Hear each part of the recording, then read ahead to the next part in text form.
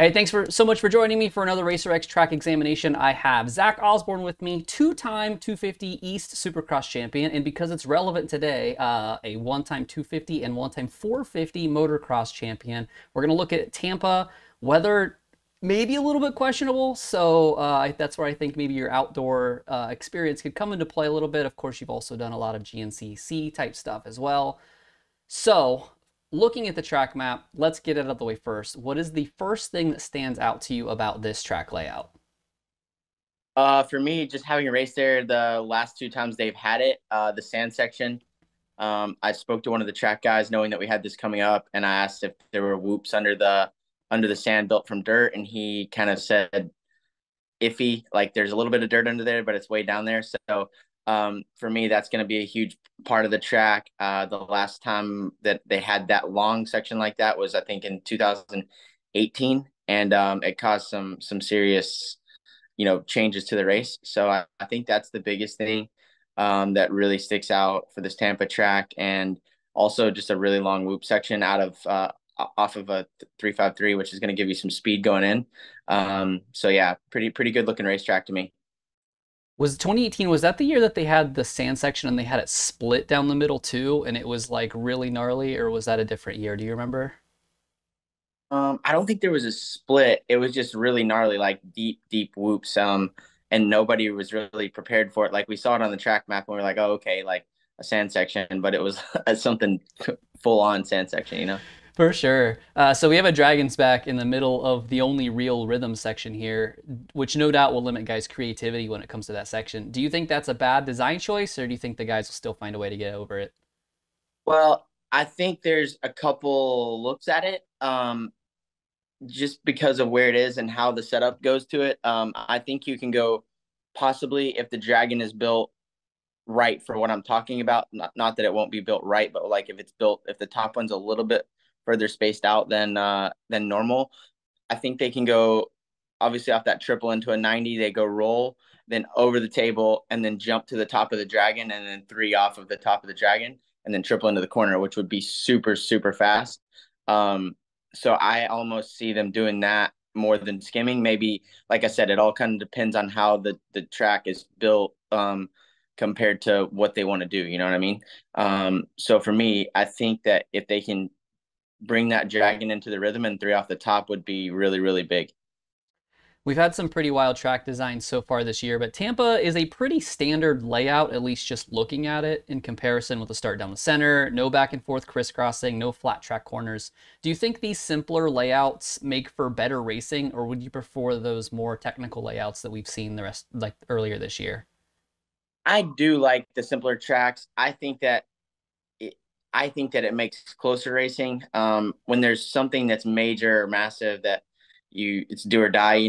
I think that kind of separates, which is also cool to see. Separating the men from the boys and all that stuff. But to me, the best racing's on the simple tracks. I think that this dirt is really marginal. It can be super sketchy. The one time we raced there in 2019, 19 or 20, I don't remember. The dirt was like really crusty on the high spots and really kind of doughy in the bottom, and it made some really funky kickers and weird stuff. So especially if we get some rain on Saturday, like it says, 3/10 of an inch over the course of the day. That's a lot for a Supercross track, especially if it's kind of steady throughout the day. So could be interesting as far as how the dirt plays out and how the weather holds up. So you're known both for your back-to-back 250 East titles in indoor as well as a title outdoor in both classes. So I feel like you're the perfect guy to ask. There are many riders that are considered East Coast guys. Cooper Webb and Aaron Plessinger come to mind. What exactly is it about East Coast dirt that is so unlike the rest of the country? I think it's just that you grew up on that dirt and that you grew up riding ruts, and I just didn't do very much hard pack riding as a kid. I became better at it, the older I got, a little bit better throttle control, and a couple of West Coast Supercross years kind of helped me a little bit. But I think you never really find that comfort level like you have on what you were raised on. So for me, that's the biggest thing is just knowing what that stuff feels like underneath your wheels. Unfortunately, last time I had you on, there was no sand on that layout, and I know some riders hate it. Teams definitely hate it. It's hard on the bikes. We've seen some years where sand has been on just about every track, and we've seen some years where they've used it, sparingly. What's it like riding this sand with that super stiff Supercross suspension setup? Yeah, I mean, everybody's battling the same thing, right? Like everybody's on the same stuff. You're not gonna click your bike or change your bike just because this one sand section or one sand corner like we had in Houston. Um, so it's just kind of it's more of a getting through what I would call like a status quo thing. Like if say 8 seconds in that section is status quo, you don't want to have a 9 second or you don't want to have a 9.5 second section, So just staying as close to like good as you can. You're not gonna gain a ton of time there, but you can lose a ton of time if you go down or get sideways. With the sand like this, when it's super deep and you don't have a scoop tire, it's really important to keep the bike like straight upright so that the center knob, the biggest knob on the tire, the rear tire can dig. So anytime you get kind of sideways or get kicked, it can make a mess. So I think that that's the main thing is just getting through there as steady and consistent as possible. I feel like you had a very unique path to your titles because you kind of left, the Supercross and went and did some more outdoorsy, more like GNCC type stuff. How much do you think you gained from that? And do you think like young riders today should maybe experience a little bit more than just, pounding motos and doing sprints pretty much all year round? Yeah, I definitely think there's a lack of, let's say, just like race experience at this time and where we're at in motocross with all the training facilities and all the places. There's also a time for that, but I think that the main thing for me is like when I was a kid, I raced a lot of different like stuff, little local arena crosses, woods races, a little bit of everything, And I think that that's where you learn your craft as a racer, and I think that that's something that kids these days kind of miss out on. I don't know if going racing GNCC is the answer, but like, just racing in general, there should be more of that. Raymond James Stadium is another open air facility, and this is our fourth and 5 rounds so far this year.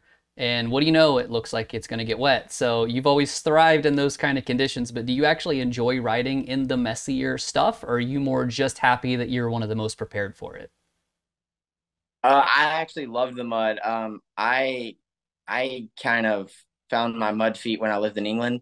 I wouldn't have said I was a great mud rider growing up. I always did okay, but um, for me, my time in Europe kind of made me a mud rider. So I always felt like if it was muddy, I kind of had a little bit of an advantage, maybe.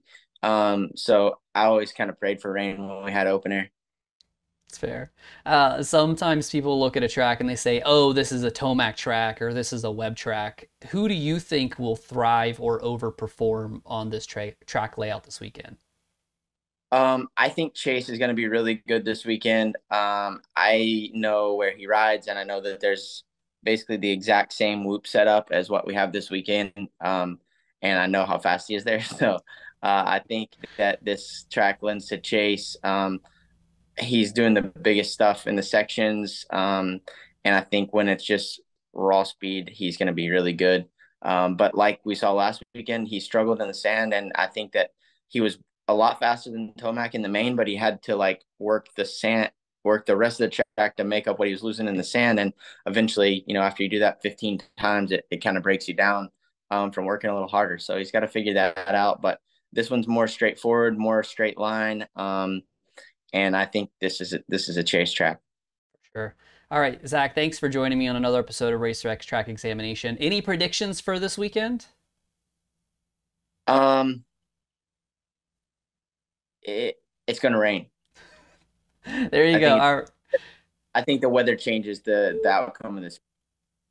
Gotcha. All right, thanks, buddy. And thank you so much for tuning in. Be sure to visit racerxonline.com for all of your motocross and supercross news.